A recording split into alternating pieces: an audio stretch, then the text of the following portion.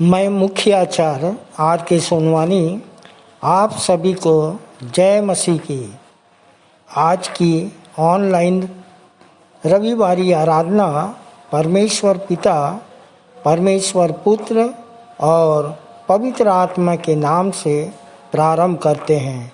आमीन और आमीन। आज की रविवारी आराधना हम प्रारंभ करते हैं। प्रारंभ में हम एक छोटी प्रार्थना कर लेंगे और प्रार्थना में अगुवाई करेंगी श्रीमती रामा साहू। सबको जय मसीह की। मेरा नाम श्रीमती रामा साहू है और गांव मस्तूरी हिरी से आई हूँ और मुझे बहुत ज़्यादा शैतानी शक्ति लगी थी। यही विश्वासी मंदिर के प्रार्थना दुआ में ठीक हुई हूँ। तब से लेकर अब तक हमारे पूरे परिवार प्रभु में बने हुए हैं और 3 साल और 6 महीना हुए हैं। आइए प्रार्थना में जाए।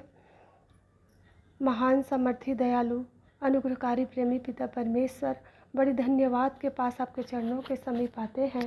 धन्यवाद देते हैं पिता कि आपने रात भर सुखदाई और मीठी नींद दिया, सुबह का सुंदर प्रकाश दिखलाया। कितनों ने सुबह का प्रकाश नहीं देखा, हमको सुबह का प्रकाश दिखलाया, इसके लिए धन्यवाद देते हैं। धन्यवाद देते हैं पिता कि आपने जीवितों के बीच रखा, इसके लिए मैं धन्यवाद देते हैं। धन्यवाद देते हैं पिता कि आपने हमको सप्ताह भर संभाले रखा, इसके लिए हम धन्यवाद देते हैं। धन्यवाद देते हैं पिता इस पवित्र दिन के लिए हम सब भाई बहन एकत्रित होने पाए। प्रार्थना करते हैं पिता, गीतों का गाया जाना, भेंटों को दिया जाना, वचनों को तोड़ा जाना हम सबको ग्रहण योग्य हो सके और जितने भी भाई बहन मार्ग में आ रहे हैं उनकी सहायता मदद करना ताकि आपको आकर धन्यवाद दे सके। आप ही अल्फा और ओमेगा होइएगा। आगे के आराधना को आपके पवित्र हाथों में सौंपते हुए इस दुआ को यीशु मसीह नासरी के नाम से मांग लेते हैं। आमीन। परमेश्वर की महिमा में हम कुछ गीत गा लेंगे। पहला गीत गाएंगे स्तुति के गीत से 92 नंबर, जागो सोने वाले वक्त जाने लगा।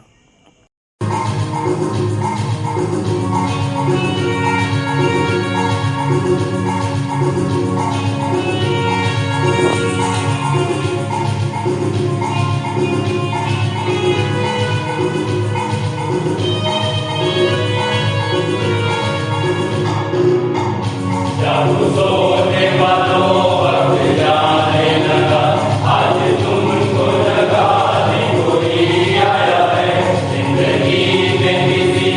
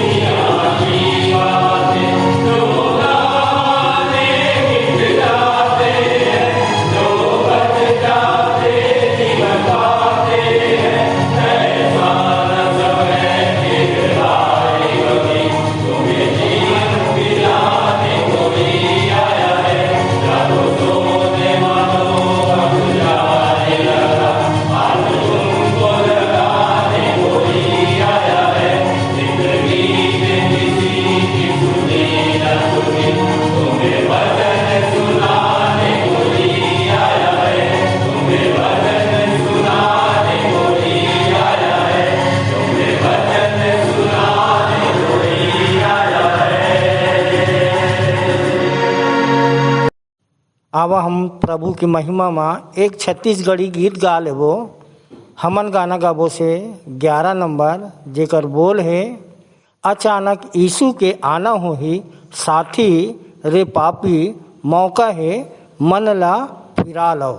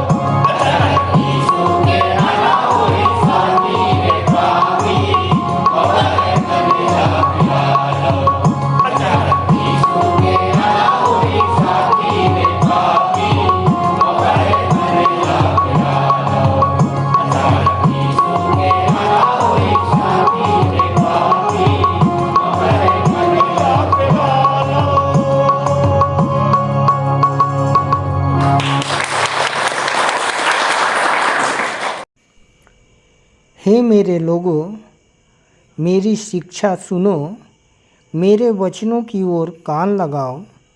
मैं अपना मुंह नीति वचन कहने के लिए खोलूँगा। मैं प्राचीन काल की गुप्त बातें कहूँगा, जिन बातों को हमने सुना और जान लिया और हमारे बाप दादों ने हमसे वर्णन किया है।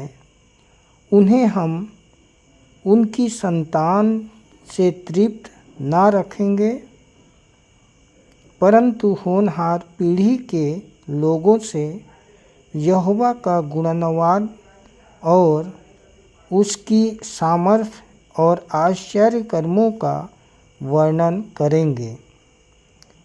उसने तो याकूब में एक चेतावनी ठहराई और इस्राएल में एक व्यवस्था चलाई, जिनके विषय उसने हमारे पितरों को आज्ञा दी कि तुम इन्हें अपने अपने लड़के वालों को बताना।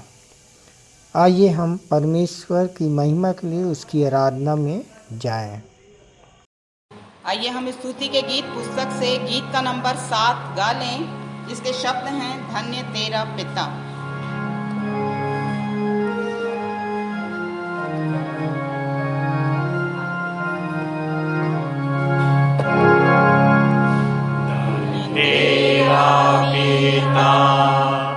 तूने पुत्र को भेज मनुष्यों पर प्रगट किया अपना तेज।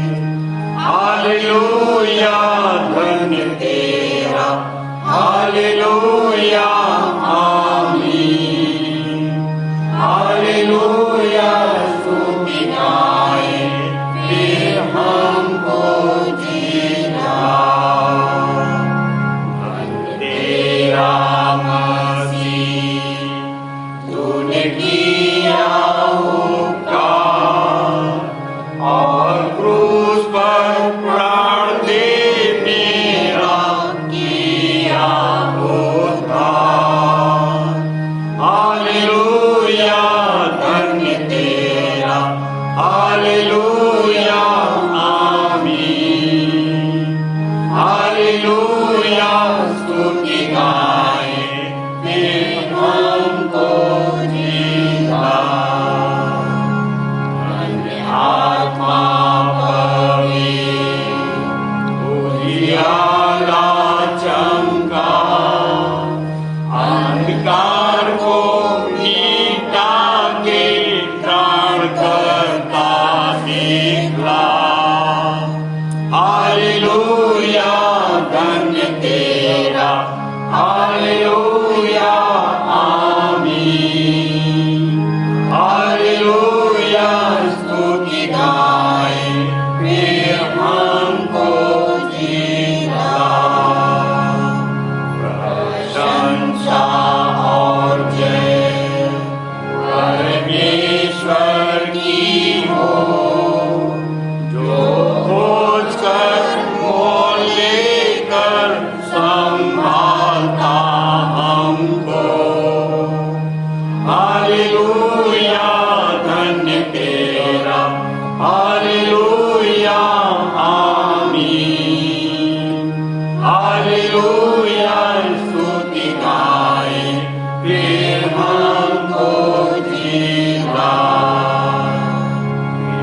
हमको जीना अपना प्रेम सब में भर, और हर एक के मन को उत्साहित तू कर।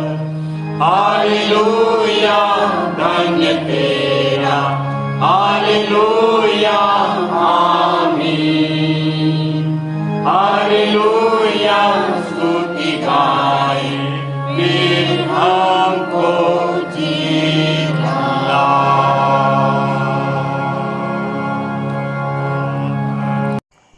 उत्तरवादी की रीति से हम सब पढ़ने के लिए निकाल लेंगे।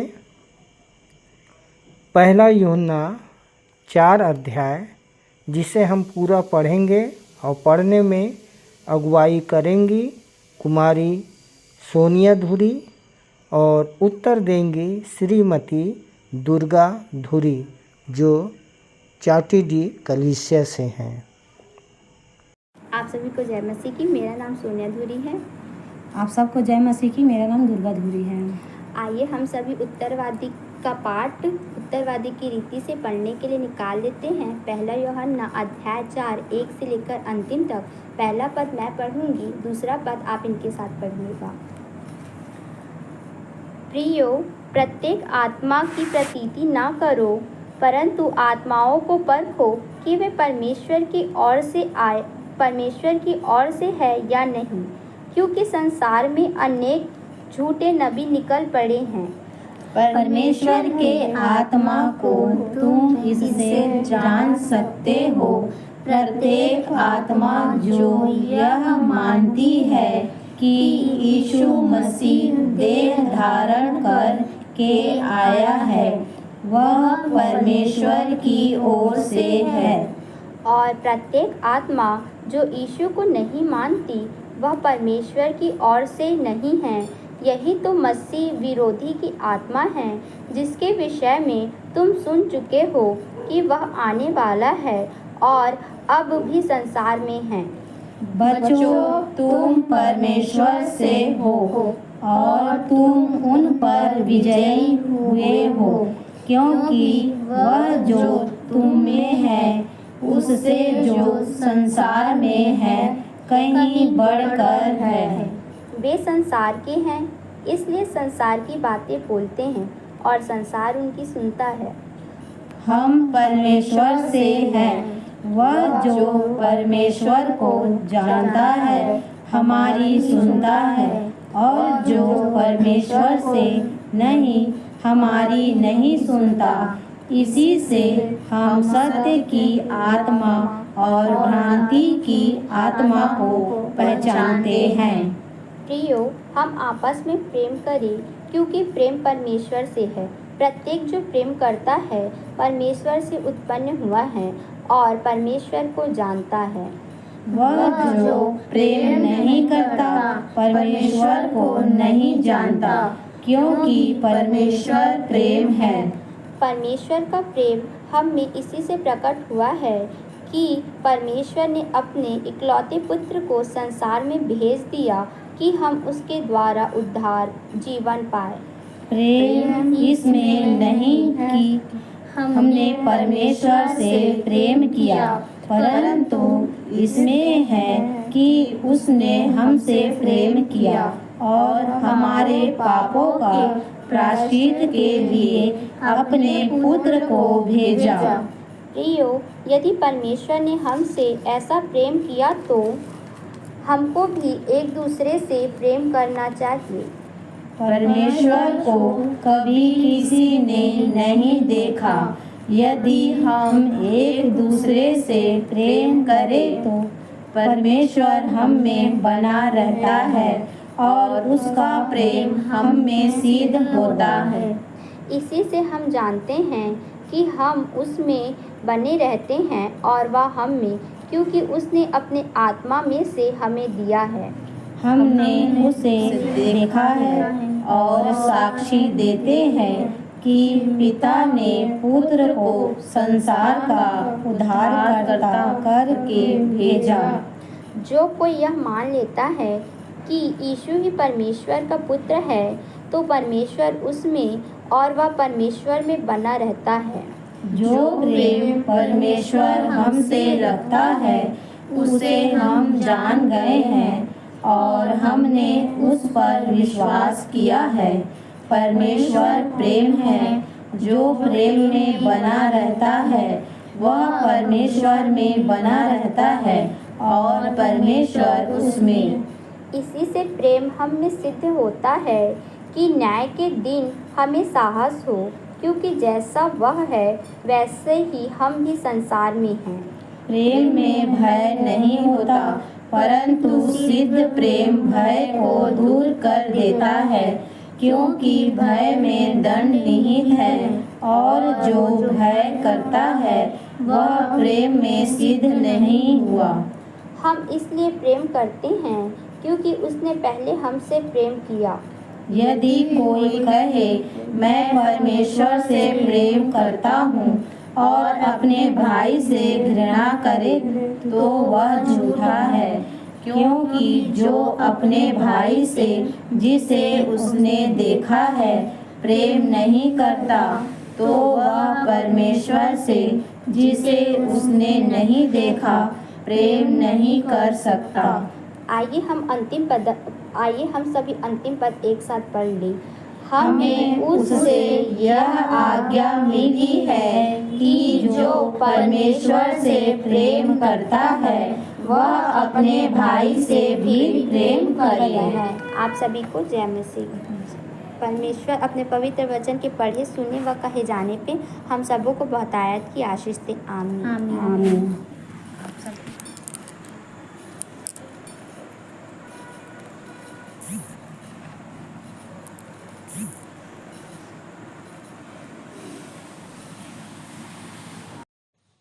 आइए हम विश्वास वचन बोलें।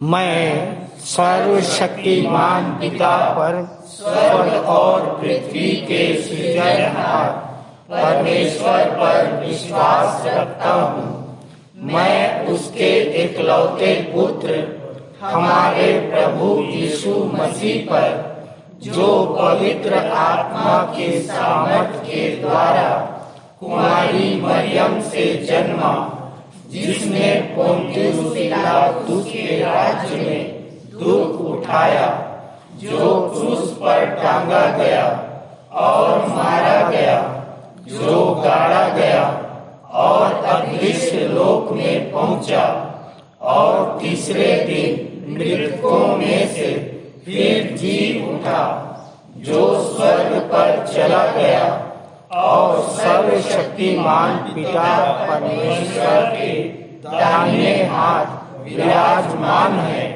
और जीवितों और मृतकों का न्याय करने फिर आने वाला है। विश्वास रखता हूँ मैं पवित्र आत्मा पर, पवित्र सार्व कलीसिया पर, संतों की संगति पर, देह के पुनरुत्थान पर, पापों की क्षमा पर और अनंत जीवन पर विश्वास रखता हूँ। आमीन। सामान्य, सामाजिक एवं पारिवारिक कलीसियाई प्रार्थना में अगुवाई करेंगे आचार्य श्री पंडित चंद्रशेखर देव तिवारी शास्त्री। आप सबको आचार्य पंडित चंद्रशेखर देव तिवारी शास्त्री की ओर से जय मसीह की। आइए हम सब इस रविवार की सामान्य, सामाजिक और कलीसियाई प्रार्थना करेंगे। अपना ध्यान परमेश्वर की ओर लगाएं, आंखें बंद करें, हाथ जोड़ें और प्रार्थना करें। प्रेमी प्रभु परमेश्वर पिता, तू जो स्वर्ग और पृथ्वी समुद्र को बनाया है, तू जो जीवित और सच्चा परमेश्वर पिता है, तू जो आत्मा, ज्योति, वचन, सत्य, प्रेम और न बदलने वाला परमेश्वर पिता है। हम आपकी स्तुति, आपकी नाम की महिमा, आराधना, जय जयकार, बड़ाई, प्रशंसा करते हैं प्रभु जी। हर एक आशीष, हर एक उपकार के लिए धन्यवाद देते परमेश्वर पिता। धन्यवाद देते आपके प्रेम के लिए कि यीशु मसीह ने हमारे कारण क्रूस पर प्राण दिया, लहू बहाया, मारा गया, गाड़ा गया, जी उठा, आज भी जीवित है। हम धन्यवाद देते हैं यीशु मसीह के नाम में पापों की क्षमा है, अनंत जीवन, उद्धार, शांति है। इन सब बातों के लिए हम आपको धन्यवाद देते हैं प्रभु जी। प्रेमी पिता, हम विनती करते हैं प्रभु जी कि तू हमें पवित्र आत्मा और उसके सामर्थ्य से भरते जाएं प्रभु। हम विशेष रूप से विनती करते हैं आज की रविवार की आराधना में हमारी अगुवाई करें परमेश्वर पिता। प्रभु जी, हम गीत गाते हैं, आपके वचन की संगति करते हैं, जो संदेश सुनते हैं, कविता बोलते हैं, उन सब बातों में प्रभु जी हम आशीषित हो सकें, आपके वचनों को हम समझ सकें परमेश्वर पिता। प्रेमी पिता, हम प्रार्थना और विनती करते हैं प्रभु जी विश्वासी मंदिर के सभी विश्वासियों के लिए, संचालक जी के लिए, सहसंचालक, सहसंचालिकाएँ, आचार्यगण, उन सब के सेवा कार्य के लिए, उनके पूरे परिवार के लिए हम विनती करते हैं प्रभु जी। हर एक को बहुतायत की आशीष प्रदान करें परमेश्वर पिता। हम प्रार्थना करते हैं प्रभु जी कि जो हम गुरु मंत्र और नए नियम दूसरे लोगों तक पहुंचाते हैं प्रभु जी, और उसके द्वारा सुसमाचार प्रचार का काम होता है और वो फलवंत हो सके और लोग उसको पढ़कर तू सच्चे जीवित परमेश्वर पिता को जान सके और पहचान सके परमेश्वर पिता। हम प्रार्थना करते हैं प्रभु जी समाज के जो अगुवे हैं, पास्टर्स हैं, मसीह संस्थाएं हैं और जो सुसमाचार सेवा का कार्य करते हैं, उन सब के संग साथ हो परमेश्वर पिता, और उन्हें बहुतायत की आशीष प्रदान करें प्रभु जी। हम विनती करते हैं आज विश्व में कई जगह जो आराधना हो रही है, उन सब में तेरी उपस्थिति हो, पवित्र आत्मा की उपस्थिति हो परमेश्वर पिता, और वो लोग आराधना आत्मा सच्चाई से कर सकें। विश्वासी मंदिर के जो संडे स्कूल हैं, जो बच्चे सीखते हैं, और उनको सिखाने वाले जो बाइबल टीचर हैं, उन सब के संग साथ हो परमेश्वर पिता, कि जो भी उनको सिखाते हैं बच्चे उन सब को समझ सके, सीख सके, और प्रभु जी अपने जीवन में उन बातों को उतार सके प्रभु जी। हम विनती करते परमेश्वर पिता कि विश्वासी मंदिर में जो चल रहे कार्यों के लिए प्रभु जी, उन कार्यों के लिए लोग प्रभु जी आगे बढ़कर आपकी सेवकाई में भेंट अर्पित करने वाले हो सके परमेश्वर पिता। जब हम प्रभु भोज की संगति करते हैं, हम इस बात को याद कर सके प्रभु कि यीशु मसीह ने हमारे कारण क्रूस पर प्राण दिया, लहू बहाया, और इस बात को, इसके इस उत्तम बलिदान को हम स्मरण कर सके परमेश्वर पिता। हम विनती करते हैं प्रभु जी कि जितने लोग विश्वासी मंदिर में आते हैं, पहली बार आते हैं, वे यीशु मसीह को जान सके, पहचान सके, परमेश्वर के प्रेम को जान सके परमेश्वर पिता। हम विनती करते हैं प्रभु जी, जो बीमार है, जो समस्याओं में है, शैतानी शक्तियों से परेशान है, उन सब की समस्याएं दूर हो प्रभु जी। बीमार चंगाई पाए, दुष्ट आत्मा से ग्रसित लोग छुटकारा पाए, और लोग जाने कि यीशु मसीह उद्धार करता जीवित प्रभु परमेश्वर पिता है। हम विनती करते हैं प्रभु जी अपने देश के लिए, हमारे देश के जितने प्रभु जी अगुवे लोग हैं जो देश का संचालन करते हैं, उनके भी संग और साथ हो परमेश्वर पिता। हमारे देश में शांति बनी रहे प्रभु जी, और हमारा देश उन्नति करे, तरक्की करे, आगे बढ़े प्रभु जी। इस देश को आशीषित करें परमेश्वर पिता। हम विनती करते हैं प्रभु जी मिशन अस्पताल और वहाँ के जो कर्मचारी हैं, डॉक्टर्स, नर्स हैं, उनके संग साथ हो, और जो मरीज वहाँ पर आते हैं प्रभु जी वो स्वास्थ्य लाभ प्राप्त कर सके, और प्रभु जी तुझ सच्चे जीवित परमेश्वर पिता को जान और पहचान सके प्रभु जी। प्रेमी पिता, हम अपने आप को और विश्वासी मंदिर के एक एक विश्वासियों को सबको तेरे हाथ में सौंपते हैं परमेश्वर पिता। आपके दूतों का पहरा हो प्रभु जी, और परमेश्वर पिता आपकी सेवा कार्य यहाँ पर चल सके, हम सब जाति के लोगों को चेला बना सकें, और बहुत से आत्माओं को बचाने वाले हो सके परमेश्वर पिता। हम सब बातों के लिए धन्यवाद देते हैं, आपकी स्तुति महिमा जय जयकार करते हुए यह प्रार्थना यीशु मसीह के मधुर और मीठे नाम में एक मन एक चित्त होकर करते हैं। आमीन आमीन। आप सबको जय मसीह की। ये समय है संदेश का, और आज का संदेश लेके आ रही हैं कुमारी सरस्वती गढ़ेवाल, जो खमतराई से हैं, जिनका विषय है जो प्रभु के लिए संघर्ष से करे सामना, जो प्रभु के लिए संघर्ष से करे सामना, पूरी हो जाती है उसकी हर मनोकामना। भजन संहिता 37:4-5 पर आधारित है। आप सबको जय मसीह की। मेरा नाम सरस्वती गढ़ेवाल है और मैं खमतराई से आती हूँ। इस विश्वासी मंडली में मैं अपने पापा को लेकर आई थी। उनका रीढ़ का हड्डी दब गया था, जिसके कारण वो कुछ काम नहीं कर पाते थे। उनका हाथ पैर शून्य हो गया था और वो शराब पीना शुरू कर दिया और सुबह शाम शराब पीते थे। हमने उन्हें बैगा डॉक्टर हर जगह दिखाया। डॉक्टर ने कहा ऑपरेशन करना पड़ेगा, किंतु ऑपरेशन के बाद इन्हें लकवा भी हो सकता है, और हम डर गए, परेशान हो गए। तभी हमें गुरु मंत्र का पर्चा मिला और कहा कि प्रार्थना कीजिए, और हमने प्रार्थना किया और आज मेरे पापा बिना ऑपरेशन के सुरक्षित हैं। तब से मैं इस मंडली में बनी हुई हूँ और जिस प्रकार मैं बची हूँ औरों को बचाने का कार्य करती हूँ। मुझे बोलने के लिए जो विषय दिया गया है वह इस प्रकार है, जो प्रभु के लिए संघर्ष से करे सामना, पूरी हो जाती है उसकी हर मनोकामना। पूरी हो जाती है हर मनोकामना। यह सुनकर बहुत लोगों के चेहरे में खुशी की झलक दिखाई दे रही है, किंतु पूरा हुआ कहते वक्त जो हमारी स्थिति रहेगी उसे क्रूस उठाना कहते हैं, क्योंकि इस संघर्ष में कुछ लोग बिखर जाते हैं तो कुछ लोग निखर जाते हैं। आइए जाने हमें किस प्रकार का क्रूस उठाना है, क्योंकि प्रभु कहता है जो कोई क्रूस उठाकर मेरे पीछे ना ही चलता वह मेरे योग्य नहीं। इस संसार में दो प्रकार की शक्तियां हैं, एक ईश्वर की और दूसरी शैतान की। शैतान ईश्वर का विरोधी है और वह आरंभ से पाप करता आया है। ईश्वर ने मनुष्य को अपने स्वरूप और अपने समानता में बनाया और वह मनुष्य से बहुत प्रेम करता है। शैतान जानता है कि मनुष्य के मुंह में रचनात्मक शक्ति है और वह पाप फैलाने के लिए हमारा उपयोग करना चाहता है। वह चाहता है कि हम श्राप दे, दुचित्तापन में रहे, डर, ईर्ष्या और घमंड करे।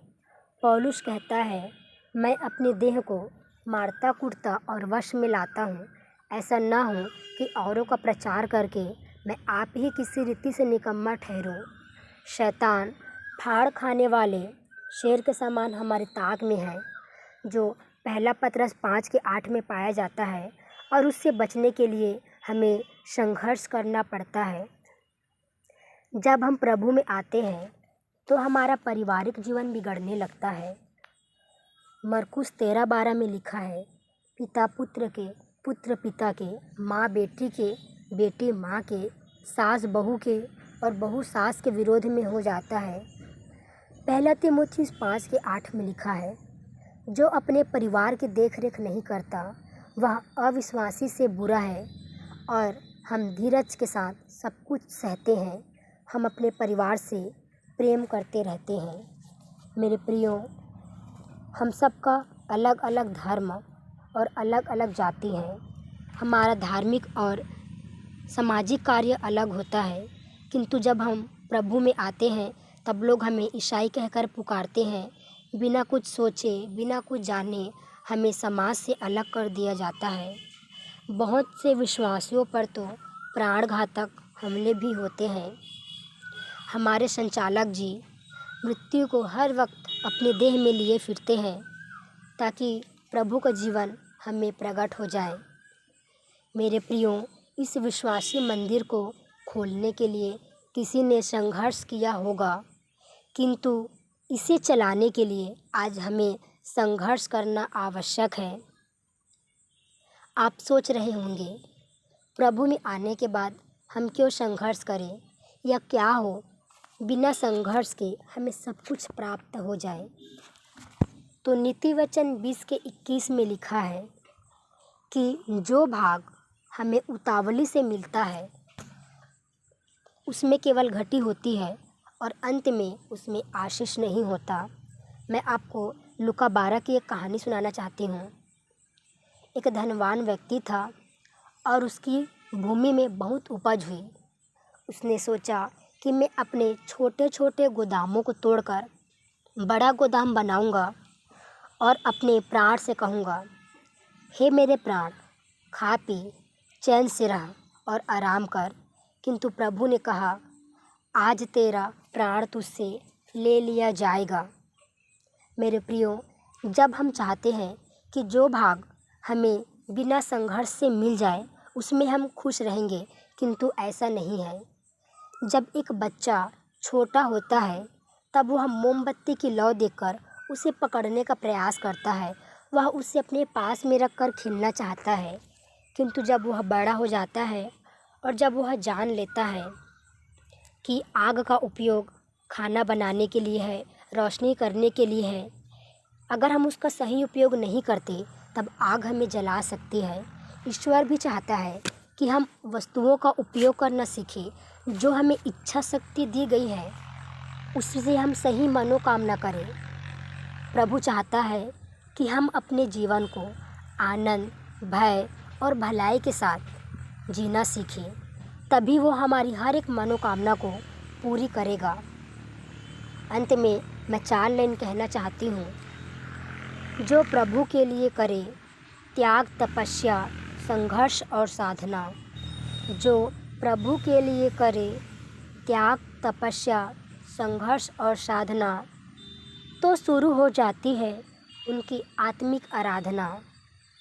जो संघर्ष से नहीं होता त्रस्त, जो संघर्ष से नहीं होता त्रस्त, वे पहने रहेंगे धार्मिकता का वस्त्र। आप सबको जय मसीह की। सुंदर संदेश के लिए बहन सरस्वती गढ़ेवाल और उनके पूरे परिवार को प्रभु बहुतायत की आशीष दे। प्रभु भोज विधि का संचालन करने के लिए आ रहे हैं सहायक सह आचार्य श्री रामेश्वर सिंह राठौर। आप सबको जय मसीह की। मेरा नाम सहायक सहचार्य रामेश्वर सिंह राठौर है और विश्वासी मंदिर से जुड़े मुझे 8 वर्ष हो चुका है और यहीं की प्रार्थना दुआ से मेरी समस्याओं का समाधान हुआ। तब से मैं इस मंदिर में बना हुआ हूँ और जैसा कि प्रभु भोज विधि के संचालन के लिए मुझे ऐसा अवसर दिया तो संचालक मंडल का धन्यवाद और परमेश्वर पिता का भी धन्यवाद हो। प्रियो, आइए हम चलते हैं प्रभु भोज विधि की ओर हम लोग चलते हैं। और प्रियो, जैसा कि हम जानते हैं कि हमको बाइबिल बताती है कि मानव जाति किस तरह से पाप में डूबा हुआ था और किसी भी तरह से छुटकारा नहीं था। तो परमेश्वर पिता ने ऐसा उपाय किया और हम सब मानव जाति को बचाने के लिए अपने प्रिय बेटे को हमारे लिए कलवरी क्रूस पर बलिदान कर दिया। जैसा लिखा है, क्योंकि जैसा एक मनुष्य के आज्ञा न मानने से बहुत लोग पापी ठहरे, वैसे ही एक मनुष्य के आज्ञा मानने से बहुत लोग धर्मी ठहरेंगे। रोमियो 5:19 में इस तरह से लिखा है। तो प्रियो, जब आदम ने पाप किया प्रियो, तो सारे मानव जाति में जो है पाप जो है फैल गया और मृत्यु ने हर एक मनुष्यों पर राज किया। तो प्रियो, हमको इन बातों को समझना है। और जब प्रभु यीशु मसीह संसार में आए तो परमेश्वर की आज्ञा को उन्होंने कैसे पूरा किया, कैसा दुख उठाया, कैसा तकलीफ़ सहा, कैसे कलवरी क्रूस के भयानक मौत को उन्होंने सह लिया। तो प्रियो, हमको इन बातों को जानना है कि यीशु मसीह का जो बलिदान है उसको हम जो है समझने पाएँ और हम उनकी जो भयानक मौत को हम हमेशा महसूस करें और हम इस बात को जाने कि उन्होंने हमारे जैसे पापियों के लिए उस भयानक मौत को सहा और हमारे लिए अपना कीमती लहू को बहा दिया और ताकि हम जीवन पा सकें और अनंत जीवन में प्रवेश कर सकें। इसलिए उन्होंने हमारे ऊपर अनुग्रह किया और अनुग्रह बहुत ज़्यादा हुआ हम सब लोगों के ऊपर।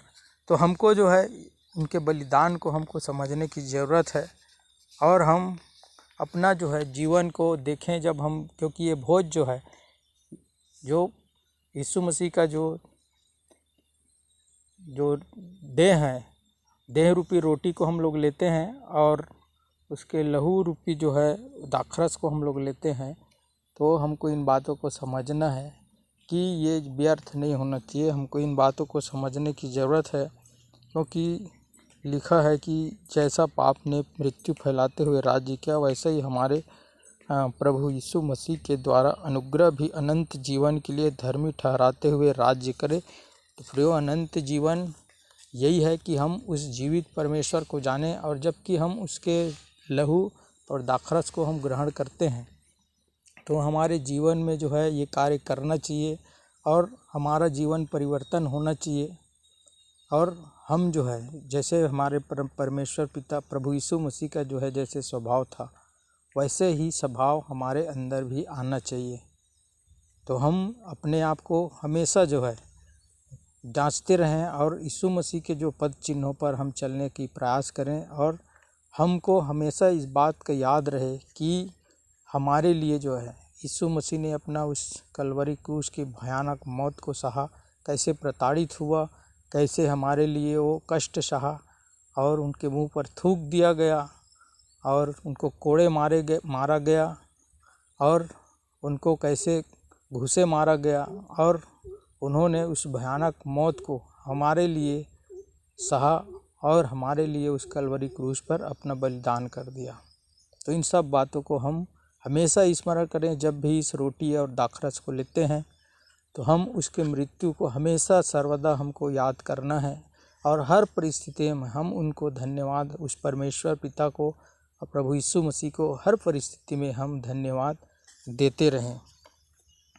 और जैसा कि पौलुस 1 कुरिन्थी 11:23-24 के अनुसार कहता है कि यह बात मुझे प्रभु से पहुंची और मैंने तुम्हें भी पहुंचा दी। प्रभु यीशु मसीह जिस रात पकड़वाया गया, उन्होंने रोटी ली और धन्यवाद करके तोड़ी और कहा, यह मेरी देह है जो तुम्हारे लिए है। और ब्यारी के पीछे कटोरा भी लिया और कहा, यह कटोरा मेरे लहू में नई वाचा है। जब भी तुम इस रोटी में से खाते हो और इस कटोरे में से पीते हो, मेरी मृत्यु का प्रचार करते हो। और जब कभी तुम इस रोटी में से खाओ और इस कटोरे में से पियो, जब तक वह ना आ जाए, मेरी मृत्यु का प्रचार करते हो। तो प्रियो, परमेश्वर पिता का धन्यवाद हो ऐसे उपाय के लिए। आइए हम प्रार्थना करें। धन्यवाद पिता परमेश्वर, आपके महान प्रेम के लिए। खुदावंद बाप, मानव जाति के लिए आपने ऐसा उपाय किया पिता परमेश्वर। पिता परमेश्वर, हमारे छुटकारे के लिए आपने अपने एकलौता पुत्र को दे दिया ताकि हम अनंत जीवन में प्रवेश कर सकें, आपके राज्य में प्रवेश कर सकें पिता परमेश्वर। तो आपके इस महान उपाय के लिए, महान प्रेम के लिए हम आपको लाखों लाख धन्यवाद देते हैं। और इस दाखरस और इस रोटी के लिए भी हम आपसे विनती प्रार्थना करते हैं, इसको आशीषित कर। और जितने भी भाई बहन लोग लेते हैं प्रभु जी, उन हर एक के जीवन में परमेश्वर पिता वो शांति और वो आपका जो आनंद है और वो जोश जुनून उमंग के साथ पिता परमेश्वर हम आपके राज्य की खोज करने वाले हो सकें। और मत्ती 28:18-19 के अनुसार जो आपका महान आदेश है पिता परमेश्वर, कि जाति जाति के लोगों को हम चेला बनाने वाले हो सके प्रभु जी, ऐसी विनती प्रार्थना करते हैं। और हर एक भाई बहन को, जितने भी लोगों ने इस रोटी और इस लहू को लिया है प्रभु जी, उन हर एक के जीवन पर आपकी बहुतायत की आशीष होने पाए।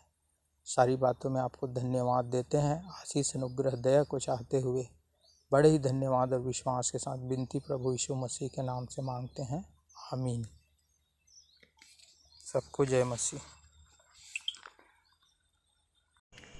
प्रभु भोज पर सुंदर टिप्पणी के लिए सहायक सह आचार्य श्री रामेश्वर सिंह राठौर और उनके पूरे परिवार को प्रभु बहुतायत की आशीष दे। आइए अपनी अपनी भेंटों एवं धन्यवादी भेंटों को देने के द्वारा परमेश्वर की महिमा करेंगे। और इस समय हम गीत गा लेंगे स्तुति के गीत से 6 नंबर, धन्यवाद सदा प्रभु ख्रीष्ट तुझे। तत्पश्चात भेंट की प्रार्थना करने में अगुवाई करेंगी बहन उषा सागर। आइए हम प्रभु की महिमा के लिए एक गीत गा लेंगे, स्तुति के गीत क्रमांक 6 से। और गीत के बोल हैं, धन्यवाद सदा प्रभु ख्रीष्ट तुझे, तेरे सम्मुख शीश नवाते हैं।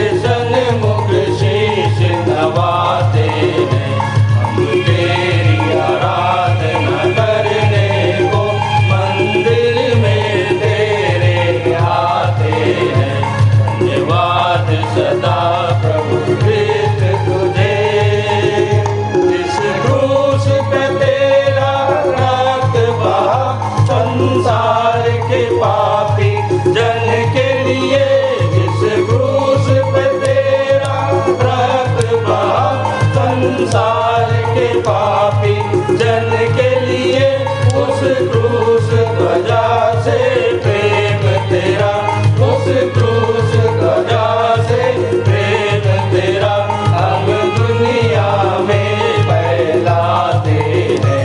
धन्यवाद सदा प्रभु कृष्ण तुझे, तेरे सन्मुख शीश नवाते हैं। हम तेरी आराधना करने को मंदिर में तेरे आते हैं। धन्यवाद सदा प्रभु कृष्ण तुझे। अपराध क्षमा कर दया निधि, बल पौरुष दे अगुवाई कर। अपराध क्षमा कर दया निधि, बल पौरुष दे अगुवाई कर। फिर अपने तन मन जीवन को, फिर अपने तन मन जीवन को वेदी पर आज चढ़ाते हैं। धन्यवाद सदा प्रभु कृष्ण तुझे, तेरे सन्मुख शीश नवाते हैं। हम तेरी आराधना करने को मंदिर में तेरे आते हैं। धन्यवाद सदा प्रभु कृष्ण तुझे। आप सभी को जय मसीह की। मेरा नाम उषा सागर है। आइए हम भेंट की प्रार्थना में जाएं। धन्यवाद पिता परमेश्वर, जीवन की तमाम आशीषों के लिए प्रभु जी। समस्त आशीषों का छोटा अंश प्रभु जी आपके चरणों के समीप लेकर आए हैं पिता। इस भेंट को बड़ी ही दयापूर्वक ग्रहण कीजिए पिता परमेश्वर। और जिस अंश को प्रभु जी हमने घर पे रख छोड़ा है पिता परमेश्वर, उसे भी सद्बुद्धि से खर्च करने की आशीष प्रदान करें पिता परमेश्वर। जिन हाथों ने भेंट चढ़ाई है प्रभु जी, उनके आय के स्रोतों में, उनके बाल बच्चों में और उनके परिवार को भी आशीष दें पिता, ऐसी प्रार्थना है। जिन्होंने विशेष भेंट चढ़ाई है प्रभु जी, होने दीजिए पिता परमेश्वर, उनके जीवन में ये स्वर्णावसर बार बार आ सके पिता परमेश्वर। हमें मौद्रिक मानसिकता से भी बचाइएगा पिता परमेश्वर, ताकि हम निर्बलता में सामर्थ्य की सिद्धि को दिखा सके पिता। अपने आप को प्रभु जी जीवित, पवित्र और परमेश्वर को भावता हुआ बलिदान चढ़ाने योग्य भी हो सके पिता, ऐसी प्रार्थना है। शेष आराधना को पिता आपके पवित्र हाथों में सौंपते हुए छोटी विनती बड़े ही विश्वास के साथ प्रभु यीशु मसीह के नाम में होकर मांगते हैं, आमीन।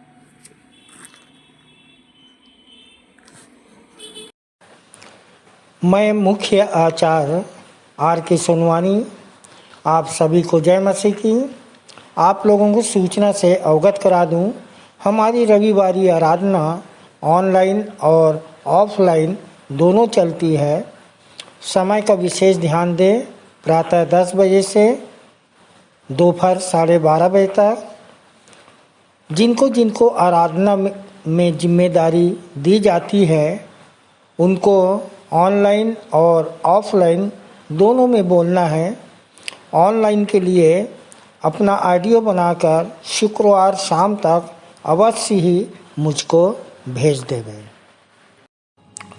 विशेष सूचना प्रायः यह देखा जा रहा है कि ऑनलाइन आराधना में जो प्रार्थना उत्तरवादी पाठ है, जो संदेश है, की रिकॉर्डिंग शुक्रवार शाम तक नहीं भेजी जाती, जिससे शनिवार रात भर सेटिंग करने में लग जाता है।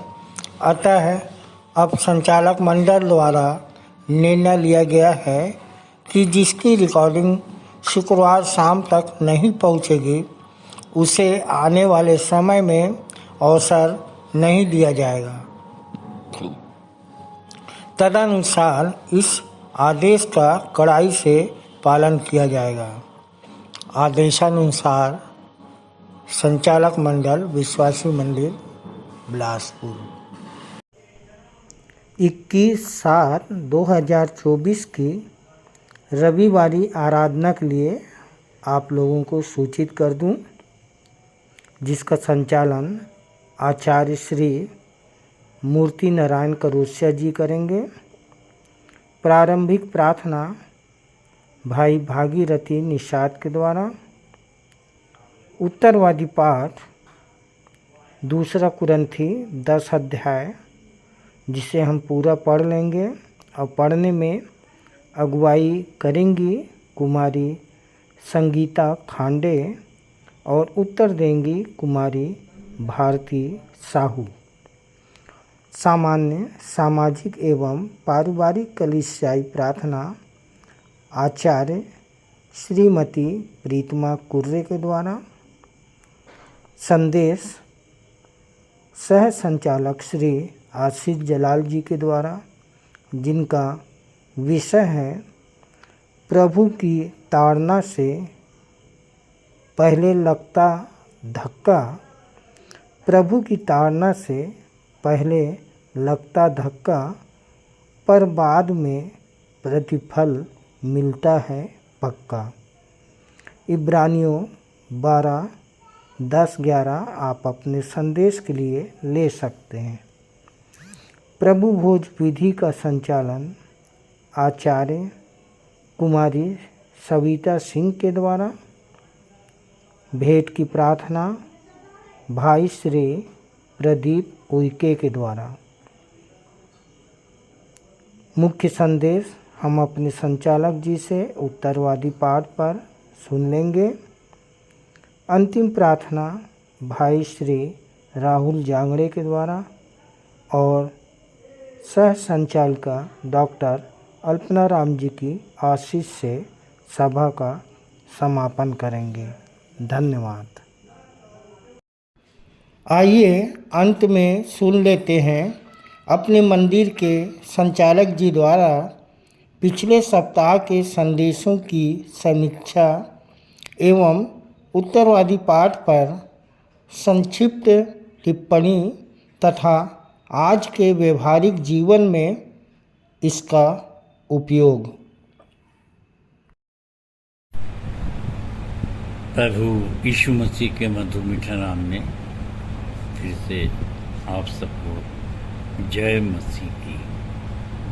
प्रियो, इस संसार में जब हम आए हैं तो हमें कुछ न कुछ काम करना ही है और हम काम इसलिए करते हैं ताकि 2 पैसे अर्जित हो सके और इससे हमारा भरण पोषण हो सके, परिवार का भरण पोषण हो सके, हमारा जीवन संवर सके।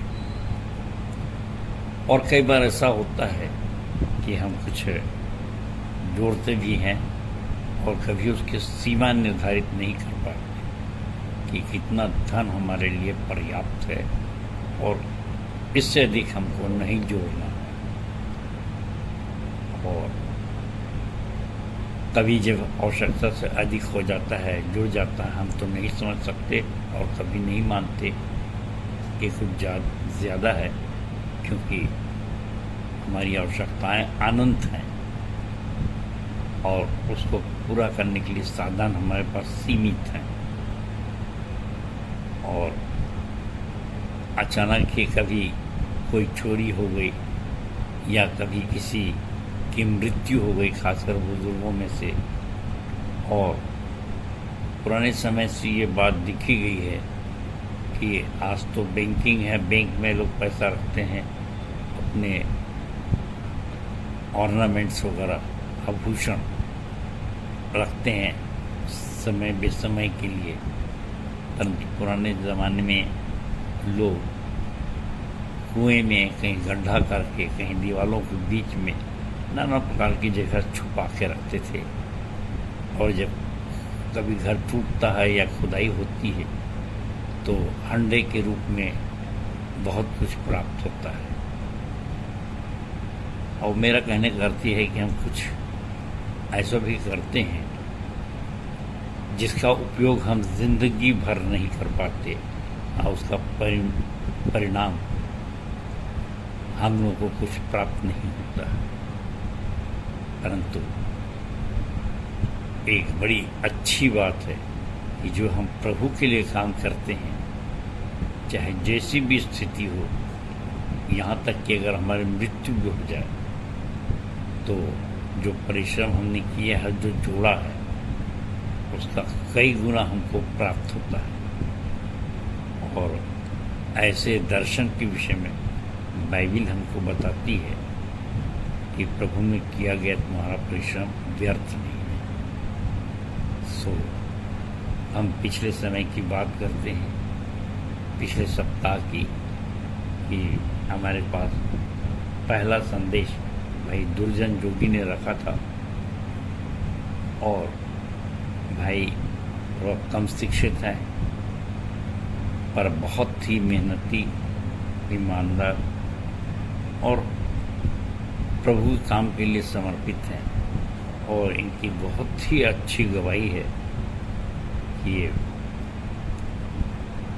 इतवार के दिन सुबह से आकर पूरी आंगन की सफाई करते हैं और कुर्सियाँ वगैरह जमाने में इनका बड़ा सहयोग होता है। और इनके 2 बेटे हैं, एक बेटी है, और वो दोनों बेटे बहुत अच्छा गाना भी गाते हैं। और बड़ा बेटा केसियो बजाता है और छोटा बेटा रिदम में बहुत अच्छा है। सो ये भाई बहुत आशीषित हैं। और इनका विषय था प्रभु के काम में बढ़ते जाना है बिना विवाद, बिना तर्क, क्योंकि प्रभु में तुम्हारा परिश्रम नहीं है व्यर्थ। पहला कुरिन्थियों 15:57 और 58 पद से। परंतु परमेश्वर का धन्यवाद हो जो हमारे प्रभु यीशु मसीह के द्वारा हमें जयवंत करता है। सो हे मेरे प्रिय भाइयों, दृढ़ और अटल रहो और प्रभु के काम में सदा बढ़ते जाओ, क्योंकि यह जानते हो कि तुम्हारा परिश्रम प्रभु में व्यर्थ नहीं है। भाई को मंदिर आते 8 वर्ष हो गए हैं और यह इनका पहला संदेश है। डर रहे थे, घबरा रहे थे, पर प्रारंभ में ऐसा ही होता है। लेकिन विश्वासी मंदिर का जो मंच है वो इन्हीं ऐसे ही लोगों के लिए है कि हाँ, ये बोलिए, जो बनता है बोलिए।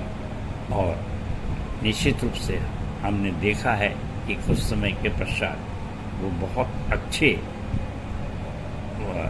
संदेश, बहुत अच्छे वक्ता बन जाते हैं। सो भाई ने प्रेरितों का काम 1 से 4 पद से पतरस और यूहन्ना कैसे सभा के सामने पेश किए जाते हैं बताया। और प्रेरितों का काम 1 से 4 में इस प्रकार से लिखा है, जब वो चेलों से कह रहे थे तो याजक और मंदिर के सरदार और सदूकी उन पर चढ़ आए, क्योंकि वे बहुत क्रोधित हुए कि वे लोगों को सिखाते थे और यीशु का उदाहरण दे देकर मरे हुओं के जी उठने का प्रचार करते थे। और उन्होंने उन्हें पकड़कर दूसरे दिन तक हवालात में रखा, क्योंकि संध्या हो गई थी। परंतु वचन के सुनने वालों में से बहुतों ने विश्वास किया और उनकी गिनती 5000 पुरुषों के लगभग हो गई। तो भाई ने बताया कि जब हम परमेश्वर का काम करते हैं, सुसमाचार प्रचार का काम करते हैं, तो निश्चित रूप से ये परीक्षाएं आती हैं, परंतु ये अवसर होता है हमारे लिए कि हम उसकी गवाही दे सकें। और जैसा कि मत्ती 10:18 में लिखा है, तुम मेरे लिए हाकिमों और राजाओं के सामने उन पर और अन्य जातियों पर गवाह होने के लिए पहुंचाए जाओगे। सो परमेश्वर का काम बिना डरे करना है और इससे परमेश्वर प्रसन्न होता है। और हमारे विश्वासी मंदिर में करीब सब कोई ऐसा करते हैं और भाई ने बताया कि मैं कैसे बुरी आदतों में फंसा हुआ था और एक गंदे मोहल्ले में रहने के पश्चात भी मेरा पूरा परिवार सारी बुरी आदतों से बचा हुआ है और मैं भी बचकर परमेश्वर की महिमा कर रहा हूँ। और भाई ने कहा कि मेरे लिए निरंतर प्रार्थना करते रहिए। सो भाई दुर्जन जोगी के प्रथम प्रयास के लिए हम उनको बहुत बहुत धन्यवाद देते हैं और चाहते हैं कि ये जो इसे टॉपिक पे आपने 4 लाइन की कविता भी लिखी थी, तो मैं चाहूँगा कि आने वाले हफ्ते जब रिकॉर्डिंग करूँगा तो उनकी 4 लाइन की कविता भी आपको सुनाऊँगा। उनका बहुत पहला प्रयास था। तो परमेश्वर आपको बहुतायत की आशीष दे। धन्यवाद। और इसके पश्चात हमारे सहायक सह आचार्य श्री शंभू मानिक द्वारा प्रभु भोज विधि का संचालन किया गया और भाई ने बताया कि आदम ने जो पाप किया था और उसके कारण से मनुष्यों में पाप आया और हमारे पापों की छुटकारे के लिए परमेश्वर ने बहुत सी व्यवस्थाएं की और बहुत से आप जानते हैं कि कैसे कैसे लहू चढ़ाया जाता था वेदी में इत्यादि इत्यादि, परंतु अंत में उसने अपने इकलौते बेटे को हमारे लिए भेज दिया और जिसने क्रूस की पीड़ा सही और उसको मृत्यु मिली। और जैसा कि पहला को यूहन्ना 1:7 में लिखा है कि उसके लहू बहाने से हम सब शुद्ध हुए। और इस आशय के संबंध में इब्रानी 9 उसके 12वें पद में लिखा हुआ है 12 से 14 में कि और बकरों और बछड़ों के लहू के द्वारा नहीं पर अपने ही लहू के द्वारा एक ही बार पवित्र स्थान में प्रवेश किया और अनंत छुटकारा प्राप्त किया, क्योंकि जब बकरों और बैलों का लहू और कलोज की राख अब पवित्र लोगों पर छिड़के जाने से शरीर की शुद्धता के लिए पवित्र करती है, तो मसीह का लहू जिसने अपने आप को सनातन आत्मा के द्वारा परमेश्वर के सामने निर्दोष चढ़ाया, तुम्हारे विवेक और मरे हुए कामों से क्यों न शुद्ध करेगा, ताकि तुम जीवते परमेश्वर की सेवा करो। और इसके पश्चात भाई ने आचार्य जी ने पहला कुरिन्थियों 11:23 पढ़कर और सुंदर सी प्रार्थना किया और इस प्रकार से विधि को संपन्न किया। तो भाई शंभू मानिकपुरी आचार्य जी को उनके सुंदर विधि संचालन के लिए बहुत बहुत धन्यवाद। परमेश्वर आपको बहुतायत की आशीष दे। प्रियो, अब इसके पश्चात था मेरा संदेश इफिसियों 4:1 से 32 पर। और इसमें प्रियो पौलुस इफिसियों की मंडली को समझाता है कि कलीसिया में की एकता कितना महत्व रखती है।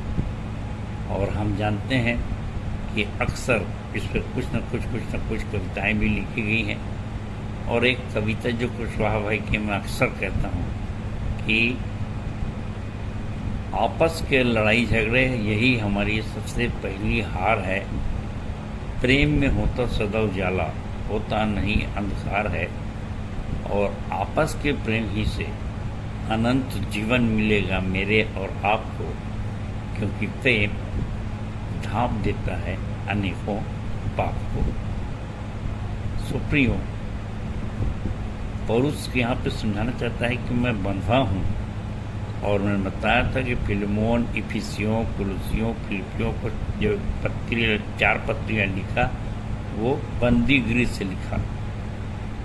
और उसको एक दर्द है कि कहीं ऐसा ना हो कि आपस में लड़ जाएं और जब प्रेम नहीं रहेगा तो परमेश्वर भी सिद्ध नहीं हो पाएगा।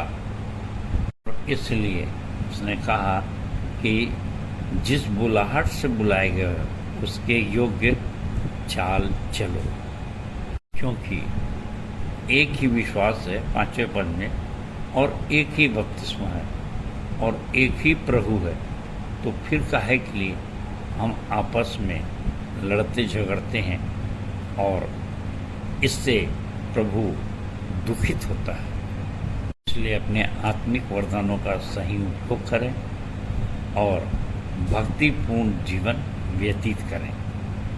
और इसलिए उसने कहा कि जो उतर गया वही है जो सारे आकाश से ऊपर गया और चढ़ भी गया, कि सब कुछ परिपूर्ण करे। 10वां पद। तो जब तक हम सिद्ध न बन जाएं, तब तक पौलुस यहाँ पे प्रयास करता है। और मैंने यहाँ कहा था कि भ्रम की युक्तियों में न फंसे, क्योंकि हवा की हर बयार से लोग बदलते रहते हैं, और जब भी लोग भटकते हैं, ठग विद्या के चक्कर में पड़ जाते हैं, तो निश्चित रूप से इससे पौलुस को भी दुख होता है। और वो कहता है गलातियों 4:19 में कि जब तक तुम्हें मसीह की परिपूर्णता ना हो जाए, तब तक मैं जच्चा की सी पीड़ाएं सहता हूँ। क्योंकि 18वें पद में पौलुस कहता है कि अन्यजातियों की स्थिति ये है कि वह अज्ञानता और कठोरता के कारण परमेश्वर से अलग है। और तुम में अगर कोई ऐसी बात भी हो 26वें 27वें पद में, तो निश्चित रूप से क्रोध तो करो, पर पाप नहीं। क्यों? क्योंकि शैतान को अवसर मिलता है कि वो आपसे क्रोध ही क्रोध में कुछ गलत सलत कार्य करा दे और इस प्रकार से आपकी सिद्धता को छीन ले। तो प्रियो, इफिसियों 5:1 के अनुसार, इसलिए प्रिय बालकों की नहीं, परमेश्वर के सदृश बनो। सो प्रियो, हम अपने को वश में रखें और परमेश्वर के सहनशीलता में निरंतर बढ़ते चले जाएं। परमेश्वर अपने वचन के कहे जाने पर आशीष दे। अब आज का उत्तरवादी पाठ है 1 यूहन्ना 4:1 से 21 पद। आइए देखते हैं दूसरे भाग में। प्रभु यीशु मसीह के मधुर मीठे नाम में फिर से एक बार आप सबको जय मसीह की। प्रियो, आज का उत्तरवादी पाठ है 1 यूहन्ना 4:1 से 21 पद पूरा। और इस पद में यूहन्ना मेरे और आपको सबको समझाना चाहता है। देखिए, बात तो पहली शताब्दी की है कि आत्माओं को हम परखें। और जैसा कि आपको मालूम है, हमारे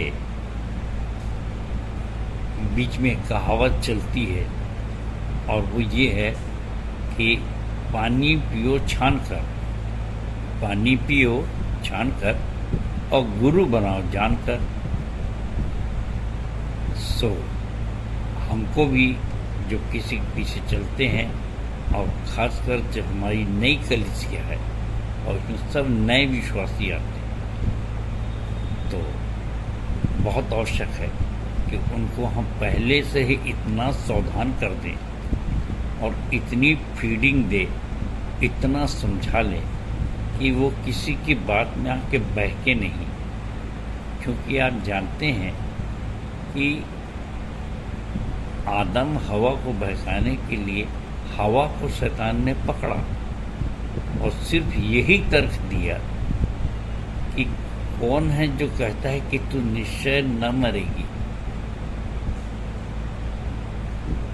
कौन समझा के गया कि तू इस फल को खाने से मर जाएगी। अब काउंसलिंग होती है, समझाना होता है, वो कुछ ऐसा होता है कि हवा तो खुद फैसला कर, प्रकृति को तो मैं नहीं बनाया है, मतलब शैतान बोल रहा है, सारे सूरज चांद पानी सब कुछ तो मैं बनाया, तेरे को भी मैंने बनाया। मैं ओरिजिनल हूँ, जो मिलने आ रहा था तुझको वो बहका रहा है। अब तू फैसला कर कि वो कहता है इस फल को खाने से तू निश्चय मर जाएगी। तो जब मृत्यु ही बनाया उसने और डरा रहा है, तो क्या ये ईश्वर हो सकता है, परमेश्वर हो सकता है? और अगर मृत्यु का सामना हो सकता है तो बनाया ही क्यों, उस वृक्ष को फल को लगाया ही क्यों? परंतु मैं कहता हूं कि तू निश्चय न मरेगी। और मैं मृत्यु की बात कर रहा हूं कि तू मर ही नहीं सकती। तो मैं कितना अच्छा हूं, ओरिजिनल हूं, वो डुप्लीकेट है। अब प्रियो, एक तरह की पिक्चर बनाइए कि कैसे वही रूप धर करके वो आ रहा है आत्मा में, और दिमाग चकरा गया हवा का, और उसने कही हाँ गुरुजी आप ठीक बोलते हैं, और जाके फल को खा ली। और फिर आप और मैं सब जानते हैं कि मृत्यु संसार में आ गई, पाप संसार में आ गया।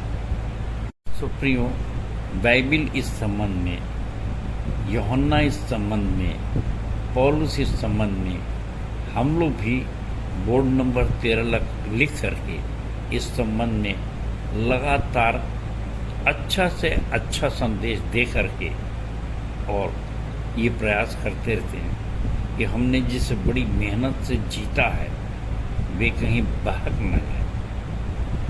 और ऐसी ही बातें यहाँ पर यूहन्ना समझा रहा है, और मैं आपके सामने पढ़ रहा हूँ शुरू के 3 पद। पहला यूहन्ना 4 के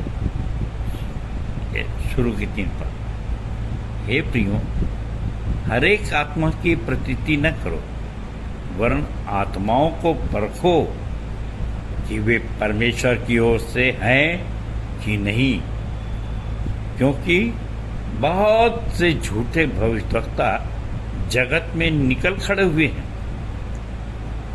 परमेश्वर का आत्मा तुम इस रीति से पहचान सकते हो कि जो कोई आत्मा मान लेती है कि यीशु मसीह शरीर में होकर आया, वह परमेश्वर की ओर से, और जो कोई आत्मा यीशु को नहीं मानती वह परमेश्वर की ओर से नहीं है, और वही तो मसीह के विरोधी की आत्मा है, जिसकी चर्चा तुम सुन चुके हो कि वह आने वाला है और अब भी जगत में है।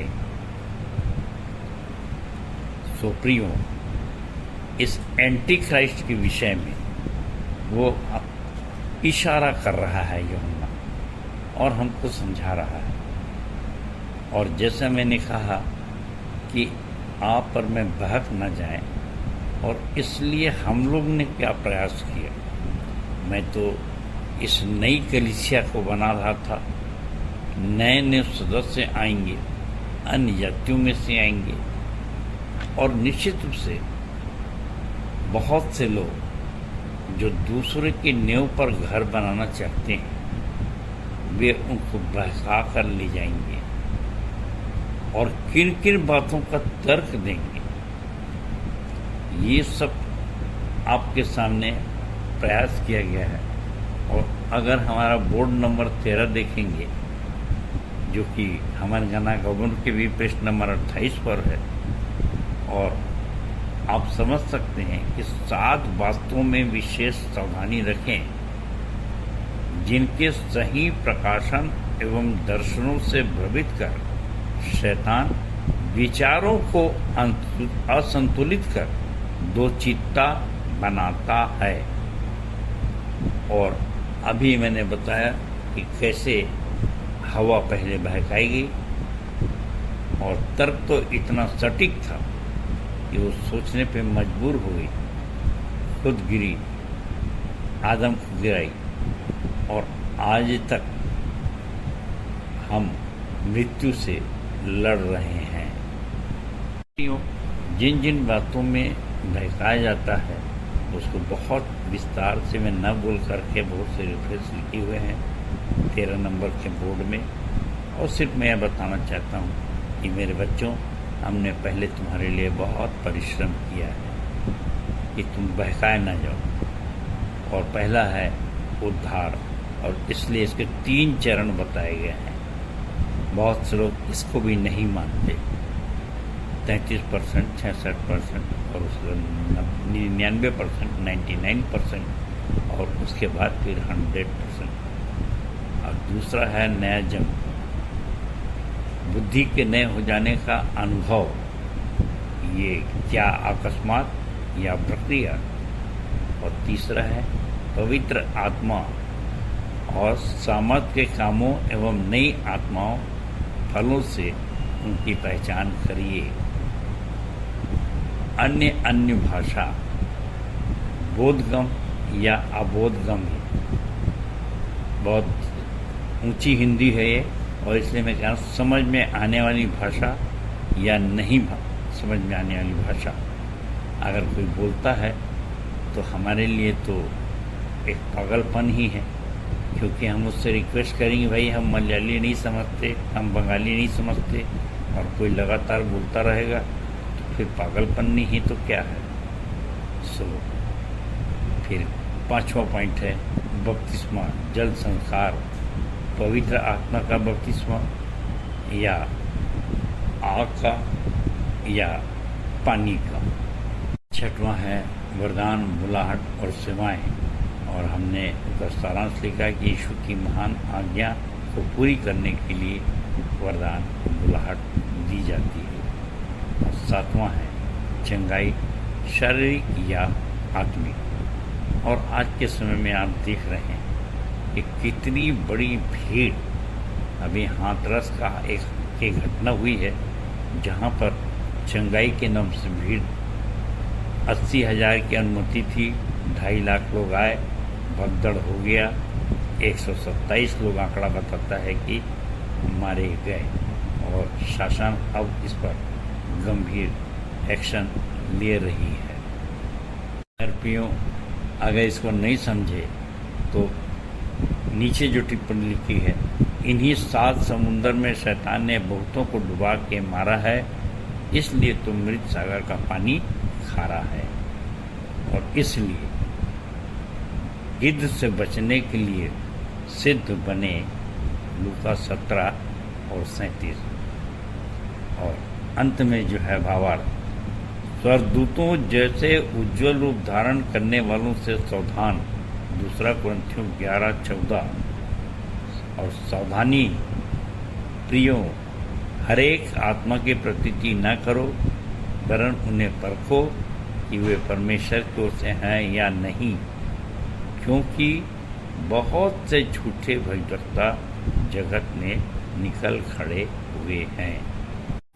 पहला यूहन्ना 4 का पहला पद। तो प्रियो, छोटे रूप में हम जानते हैं कि यीशु मसीह को परमेश्वर का पुत्र नहीं मानना, वो देह में आया नहीं मानना। हम जानते हैं कि ऐसी भी कौम है जो ये कहती है कि भाई परमेश्वर ने शादी किया क्या कि उसका बेटा उत्पन्न हुआ, और वो पवित्र आत्मा से यीशु मसीह का जन्म हुआ, नहीं मानती। और उसके कारण से उसी को यूहन्ना ने समझाया कि यही तो उस दुष्ट की आत्मा है, यही एंटी क्राइस्ट है। और इसके लिए सीधा सा एक उपाय है कि जैसा कि 2 कुरिन्थियों 6:16 में लिखाया है, तुम में वास करूँगा और चला फिरा करूँगा। तो इतनी अच्छी बात है, अपने आप को जांचो परखो कि तुम में परमेश्वर की आत्मा है कि नहीं, नहीं तो तुम, या मसीह की आत्मा है कि नहीं तो तुम निकम्मे हो। 2 कुरिन्थियों 13:5। तो प्रियो, आप सब जानते हैं कि अपने आप को परखो कि अगर आपके अंदर नहीं है तो आप परमेश्वर का काम नहीं करेंगे, यीशु मसीह का काम नहीं करेंगे। और मेरे लिए भी सरल सी बात है कि जब मैं प्रभु को नहीं था तो दूसरे काम करता था, परंतु आज आत्मा जीतता हूँ, और इसलिए निश्चित रूप से जीतने वाला मैं नहीं, प्रभु की आत्मा है जो मेरे अंदर से बोलती है और कार्य करती है। सो कभी भी भ्रमित होने की आवश्यकता नहीं है। प्रियो, कितना आसान तरीका है कि हम सत्य की आत्मा और ब्रह्म की आत्मा को पहचान लेते हैं। और इसलिए 7 से 11 पद में यूहन्ना ने प्रेम के महत्व को समझाया। और 12वें पद में इस प्रकार से लिखा है, परमेश्वर को कभी किसी ने नहीं देखा। यदि हम आपस में प्रेम रखें तो परमेश्वर हम में बना रहता है और उसका प्रेम हम में सिद्ध हो गया है। कितने आनंद की बात है। यहाँ मैं सिद्धता के 3 वचन पढ़ रहा हूँ। 17वां वचन देखिए, इसी में प्रेम हम में सिद्ध हुआ है कि हमें न्याय के दिन हियाव हो, हिम्मत हो, क्योंकि जैसा वह है वैसे ही संसार में हम भी हैं। किसी के बहकाव में ना आए प्रियो, बड़े हिम्मत के साथ जोर शोर से कहें कि परमेश्वर हम में सिद्ध है।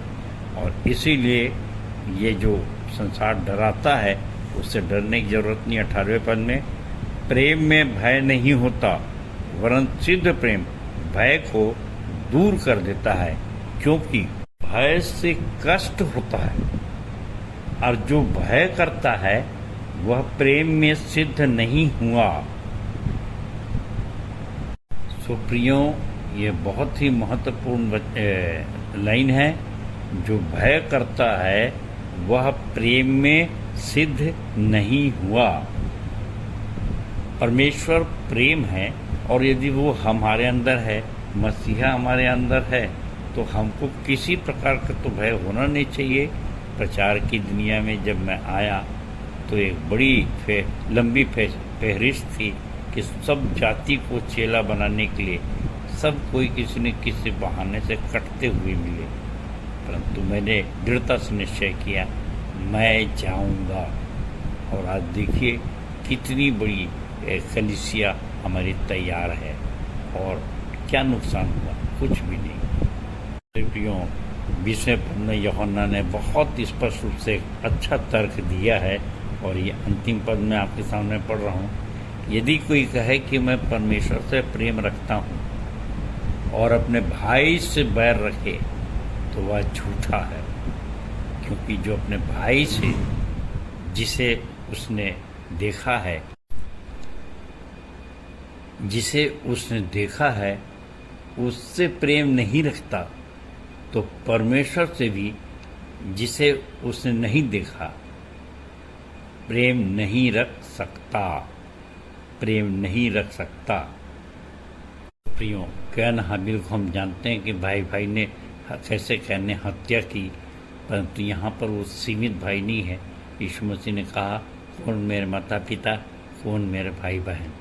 ये जो प्रभु में है मेरे माता पिता भाई बहन हैं। सो इस रिश्ते के अनुसार हमको अपने भाइयों से प्राण देने तक प्रेम रखना है। और इससे बड़ा प्रेम किसी का नहीं कि कोई अपने मित्र के लिए अपना प्राण दे। प्रियो, अपने भाइयों से प्रेम करके हम परमेश्वर को प्रसन्न करें और इस लोक में बहुतायत का जीवन और परलोक में अनंत जीवन को प्राप्त करें। सो परमेश्वर अपने वचन के कहे जाने पर आशीष दे सबको। जय मसीह की, जय मसीह की और जय मसीह की। धन्यवाद। उत्तरवादी पाठ पर सुंदर सारगर्भित एवं व्यवहारिक टिप्पणी के लिए अपने संचालक जी का बहुत बहुत धन्यवाद करते हैं। तालियां। हम अपनी आराधना के अंतिम भाग में हैं। अंतिम गीत गाएंगे स्तुति के गीत से 101 नंबर, यीशु कहता तू साफ उजाला दे। अंतिम प्रार्थना में अगुवाई करेंगी आचार्य श्रीमती प्रेमलता पटनायक। प्रभु की प्रार्थना और संचालक जी की आशीष से सभा का समापन करेंगे।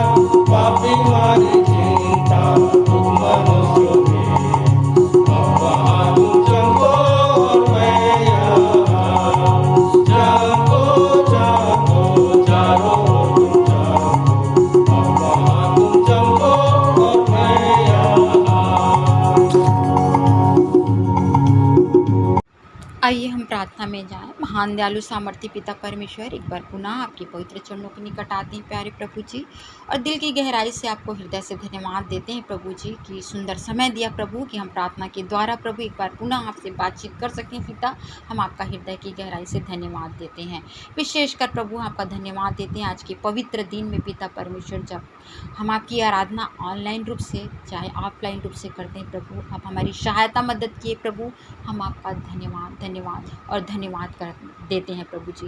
प्रभु धन्यवाद देते हैं प्रभु, हमारे गीतों का गाया जाना, वचन रूपी रोटी का तोड़ा जाना, पिता परमेश्वर हमारी गवाहियों का दिया जाना, भेंटों को चढ़ाया जाना, आपके पिता परमेश्वर प्रभु देह में सम्मिलित होना प्रभु, ये सब चीज़ें प्रभु जी आपको सुखदायक सुगंध के रूप में ग्रहण योग्य होने पाया है प्रभु जी। हम आपका धन्यवाद देते हैं प्रभु, और यही विश्वास करते हैं प्रभु कि आपने हमारी स्तुति आराधना को स्वीकार किया है, ग्रहण किया है प्रभु। इसके लिए भी हम आपका हृदय से धन्यवाद देते हैं प्रभु।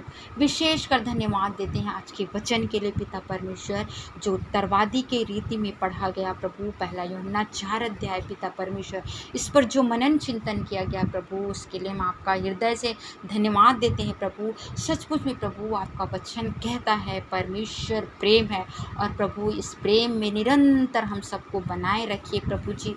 और पिता परमेश्वर प्रभु, हम निरंतर पिता परमेश्वर एक दूसरे को प्रभु ऊपर उठाने वाले बन सके प्रभु जी, ऐसे आपसे विनती प्रार्थना करते हैं प्रभु। जैसे आपके वचन को हमने सुना है पिता परमेश्वर, होने दीजिए प्रभु जी ये वचन रूपी बीज पिता परमेश्वर हमारे इन हृदय में प्रभु फलवंत होने पाए, अंकुरित होने पाए प्रभु जी। और पिता परमेश्वर, न केवल हम इस वचन को सुनने वाले प्रभु, वरन हम अपने आचरण में से लाने वाले हो सकें प्रभु जी, ऐसे आपसे विनती प्रार्थना करते हैं प्रभु। पिता परमेश्वर, हम धन्यवाद देते हैं प्रभु, हमारी आराधना में शुरू से लेकर अंत तक प्रभु आप अल्फा ओमेगा रहे प्रभु। हम आपका हृदय से धन्यवाद देते हैं प्रभु जी, और प्रार्थना करते हैं पिता परमेश्वर कि जब तक पिता परमेश्वर आने वाले सप्ताह हम नहीं मिलते हैं प्रभु, एक दूसरे को निरंतर प्रार्थना में ऊपर उठाने वाले हो सकें प्रभु जी, ऐसे आपसे विनती प्रार्थना। प्रेमी अनुग्रहकारी पिता परमेश्वर, आपने हमारी प्रार्थना निवेदन को सुना है प्रभु, धन्यवाद एक बार पुनः देते हैं प्रभु। हमारी आराधना को आपने स्वीकार किया है, दिल की गहराई से धन्यवाद देते हुए छोटी सी विनती को आपके प्रिय बेटे प्रभु यीशु मसीह के नाम से मांग लेते हैं, सुन और दया से ग्रहण कर, आमीन। हे हमारे पिता, तू जो स्वर्ग में है, तेरा नाम पवित्र माना जाए, तेरा राज्य आए, तेरी इच्छा जैसे स्वर्ग में पूरी होती है, वैसे ही इस पृथ्वी पर भी पूरी हो। हमारे दिन भर की रोटी आज हमें दे, और जैसे हमने अपने अपराधियों को क्षमा किया है, वैसे ही तू भी हमारे अपराधों को क्षमा कर, और हमें परीक्षा में ना डाल, परंतु बुराई से बचा, क्योंकि राज्य, पराक्रम और महिमा सदा तेरे ही हैं। आमीन। और अब शांतिदाता परमेश्वर, जिसने भेड़ों के महान रखवाले हमारे प्रभु यीशु मसीह को सनातन वाचा के लोहू द्वारा मृतकों में से जीवित कर दिया, तुम्हें सब भले गुणों से परिपूर्ण करे, जिससे तुम उसकी इच्छा पूरी करो और जो कुछ उसकी दृष्टि में प्रिय है वह यीशु मसीह के द्वारा हमारे अंदर पूरा करे। उसी की महिमा युगान युग होती रहे। आमीन।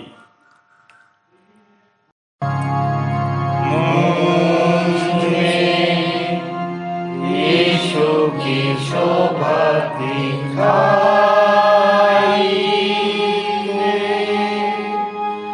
उसका अद्भुत प्यारा